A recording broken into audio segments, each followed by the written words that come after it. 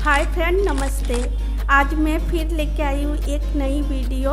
बहुत ही टेस्टी है और बिल्कुल कम तेल में बनाई हूँ। जिन्होंने अभी तक मेरी चैनल को सब्सक्राइब नहीं किया, ज़रूर सब्सक्राइब करें, लाइक करें, शेयर करें, कमेंट करें और बेल आइकन को ज़रूर दबाएं। चलिए स्टार्ट करते हैं। सबसे पहले मैं मिक्सी का जार लिया, उसमें 1 चम्मच जीरा और 2 हरी मिर्च और थोड़ी सी अदरक और लहसुन और प्याज ये पीस लूँगी मैं।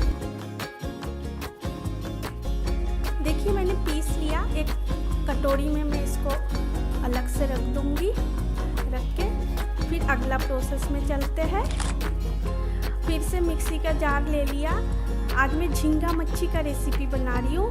देखिए झींगा मच्छी को मैंने साफ़ कर लिया और बिल्कुल धो धा के मैं इसमें जार में देखिए हरी मिर्ची, लहसुन और अदरक थोड़ी सी डाल के इसको पीस लूँगी।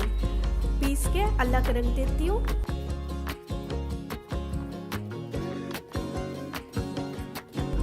देखिए पीसना हो गया।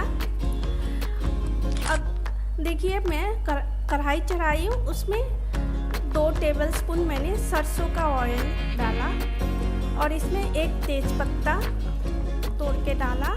और तेज़पत्ता थोड़ा सा कड़क हो जाए उसमें 1 प्याज काट के छोटा छोटा बारीक बारीक काट के डाला। डाल के थोड़ा सा फ्राई करूँगी। उसमें टमाटर 1 काट के डाल दिया छोटा छोटा करके थोड़ा सा फ्राई करूँगी इसको। अब जो मैं मसाला पीस के रखी थी वो डाल दिया। उसको बहुत अच्छी तरह से अब भूनेंगे। भून के देखिए इसमें नमक डाल दिया, टमाटर भी गल जाएगा, हल्दी और मिर्ची पाउडर स्वाद अनुसार सब कुछ डालना है। तो इसको अच्छा से भूनेंगे जब तक ये मसाला तेल रिलीज ना कर दे, तब तक भूनेंगे इसको। देखिए तेल पूरा रिलीज हो गया। इसमें हम पानी डाल देंगे।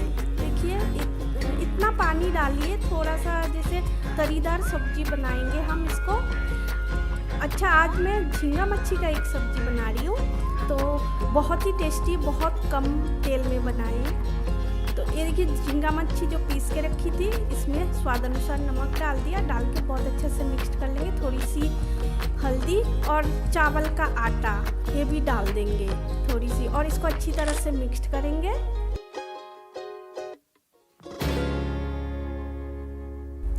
जो मैं झींगा मच्छी पीस के रखी थी उसमें नमक और चावल का आटा मिला के फिर इसको अच्छा से फेंट के इसको जो तरी डाल रखी थी उसमें डाल देंगे। उबलता हुआ बिल्कुल जैसे पानी जैसे उबल रहा है वैसे में ही गोल गोल करके डाल देंगे।